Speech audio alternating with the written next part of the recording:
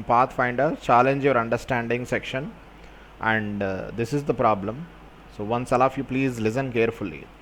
A ball dropped from a certain height bounces off the ground repeatedly, and losing some of its energy in every bounce, it stops bouncing after a certain number of hits. Consider a ball of mass m equals 0.2 kg and radius r equals 10 centimeters. When it hits the ground it gets deformed, and while leaving the ground, it completely regains its shape, and in one collision half of the elastic potential energy stored during deformation is lost. In addition, assume that during a collision with the ground the part not touching the ground remains spherical, and the bottom flat, creating a uniform pressure of P equals 0.2 atm. If the ball is dropped from a height h equals 1.0 meter, how many times will it bounce off, i.e. leave, the ground? So this is the question given. So let us see how to solve this problem. So we have already seen the problem. Now let me show the diagram for the problem. So this is the diagram that I have plotted for the problem. So this is the ball of mass m. M is the mass of the ball. So the ball is dropped from height h from the ground. So when the ball collides with the ground, the ball will undergo some deformation, and some elastic potential energy will be stored in the ball. And whenever the ball is rebounding from the floor, the half of the elastic potential energy is lost, and with the remaining half of the elastic potential energy, the body will raises to height h1, and again the body will falls on the ground, and again in the second collision again the ball will be deformed, and due to the deformation again the elastic potential energy will be stored, and during the rebounds half of the elastic potential energy is again lost, and with the remaining half of the energy the body will raises to the height h2, and this process will continue like this up to nth collision with the ground. So now we are required to find out the height raised by the body after nth collision, height raised by the center of mass of the ball after nth collision. So that we require to find. Okay, because our major task is to find out the number of collisions that the ball will make with the ground. Okay, so how many times will it bounce off the ground? So that we require to find. And also here they have mentioned some additional point. We have to assume that during collision the ground, the portion not touching the ground remains spherical. Okay, and the bottom flat, whatever the bottom flat, creating a uniform pressure. So that pressure is also given. So that is also very very important. We have to observe all these points, and then we have to proceed to the solution of the problem. So now let us see. First of all, let us find out the height raised by the ball after nth collision. By using the concept of conservation of energy, we can easily find it, because whenever the ball is at a height h, the total energy of the ball is completely in the form of gravitational potential energy, that is mgh. Whenever the ball hits the ground, so automatically the ball will get compressed. That means the gravitational potential energy will be converted into elastic potential energy. So the elastic potential energy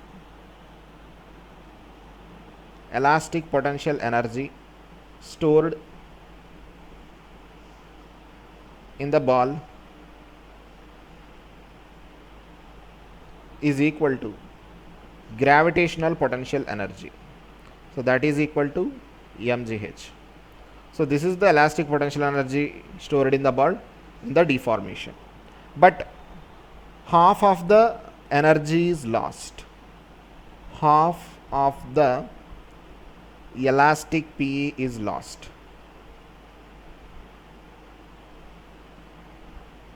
So what about the remaining energy? So the remaining energy is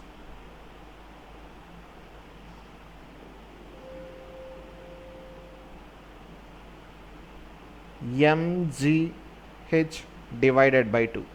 So this is the remaining energy.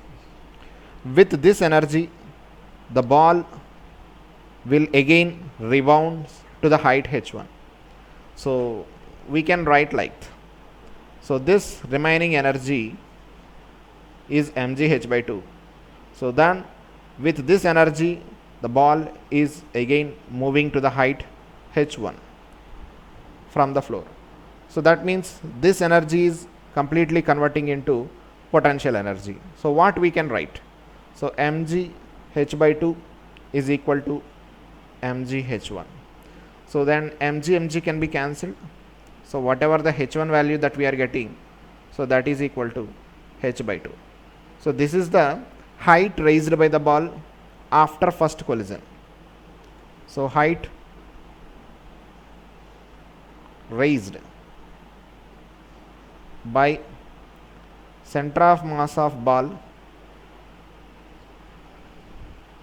after first collision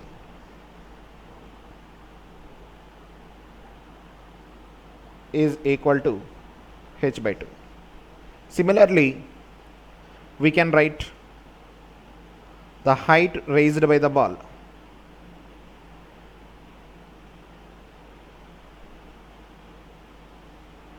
height raised by the center of mass of ball after second collision. It is half of the h by 2. That means what you can write? H by 2 square. If you continue the process like this, then what you can write? Height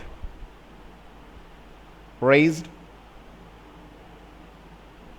by center of mass of ball after nth collision is equal to h by 2 to the power n. So this is the height raised by the ball after nth collision, height raised by the center of mass of the ball after nth collision. You can clearly see in the diagram, I have clearly plotted each and everything. After first collision, this is the first collision, this is the first collision.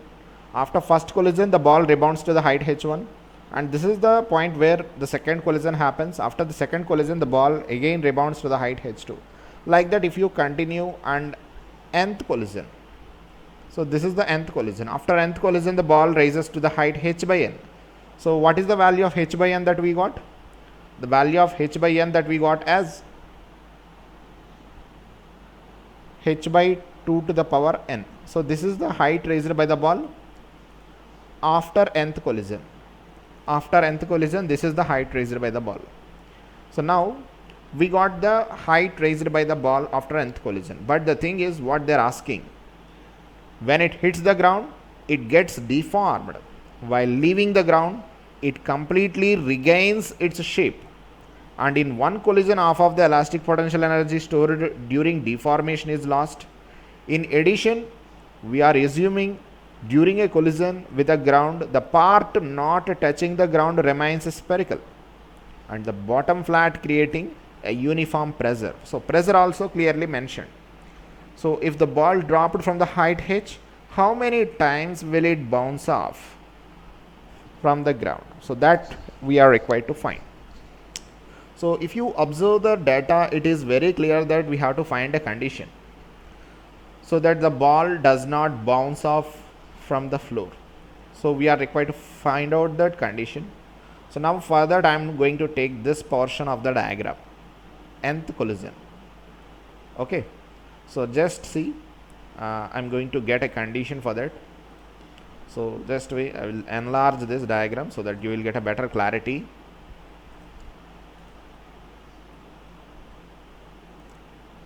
So you can clearly see here, so this is the bottom flat. So this is the ground, this is the ground. So this is the ball hits the ground, and this is the bottom flat. This is the flat surface.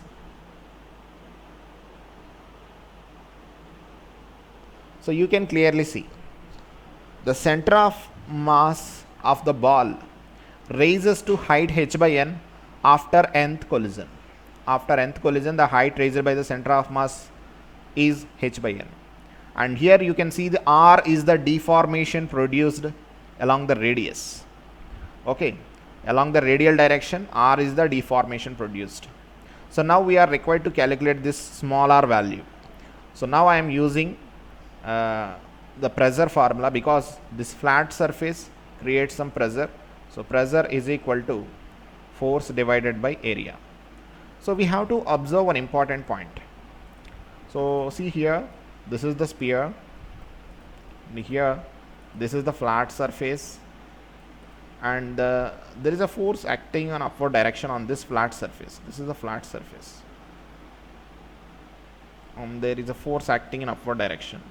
In the static equilibrium situation, the entire weight of the body is acting in downward direction, that is mg. So now these two must be balanced. So the force value F must be equal to mg. So P can be written as mg divided by A. So that we can write. And here A is the area of the flat portion. So this is A. And how can we find out the A? Area is already given. You can clearly see this is r cos theta. This portion is r cos theta. And this part is r sin theta. Now you got the radius of this area. So you can write the expression for the area. So directly area can be written as pi into r sin theta whole square.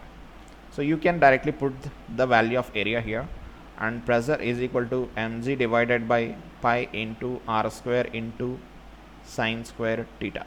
But here whatever the angle that we are discussing here, this angle is theta is very small. The deformation produced is very small. Theta is very small. So sin theta can be approximately taken as theta. So that's why I can write P is equal to mg divided by pi r square into theta square. So this is the thing that I am getting. Okay, and next our aim is to calculate the value of small r. So now I am going to use one thing. So BC is equal to OC minus OB. So this I can write, because you can clearly see I want this BC. BC is the smaller value, that is the deformation. OC minus OB. OC minus OB. Okay, what is the value of OC? Value of O to C is capital R, and value of OB is r cos theta. Okay, so this value of OB is r cos theta, and the value of OC is capital R. So now I am writing that. So value of OC is r minus value of OB is r cos theta, and BC value is smaller. Small r can be written as capital R into 1 minus cos theta. But here we don't know the value of cos theta. So for that, what we are doing is we are just using the expansion of the cos theta. So cos theta is 1 minus theta square divided by 2 factorial plus theta power 4 by 4 factorial and all, theta power 4 by 4 factorial, something like this. The expansion is there, but I am going to take only the first term, 1 minus theta square divided by 2. So this is the thing that I am taking, and I am neglecting all these terms, neglecting the higher order of the theta, and I am going to consider only the first portion. Now I am applying here. So now what I am getting is r is equal to capital R into 1 minus theta square divided by 2. Now see what I am getting. So small r is equal to r theta square divided by 2. But here I already know about this theta square. You can clearly see from this, I can clearly write this theta square value as mg divided by pi r square into P. So now you can plug this value of theta square here. So we already know this value of theta square. So now we are writing the value of theta square here. So now small r is equals to r by 2 into, I already know the value of theta square here. So theta square is mg divided by pi r square into P. So I am just writing this value there. Just see, I will just copy it and I am just pasting it here. So this is the thing that I am getting. This is the value of theta square. Now see what are the terms that are going to get cancelled out. This r will get cancelled one time, and the value of small r, that is the deformation produced along the radial direction, is approximately given by mg divided by 2 pi r into p. So this is the value of the r value I am getting. Okay, so this is the deformation, static deformation produced in the radius due to compression. So now the point is, when the ball will stop rebounds from the ground. So here in each and every collision, we have to observe the Hn value is greater than this radial deformation. Okay, so then the rebounds will take place. But when the rebounds will stop, so we have to notice one important point. If this Hn is less than the radial deformation, then the rebounds of the ball will stop. That means the bottom surface does not lose contact with the floor. The bottom surface does not lose contact with the floor when Hn, that means height raised by the center of mass in the nth collision, is less than the radial deformation. So our required condition is,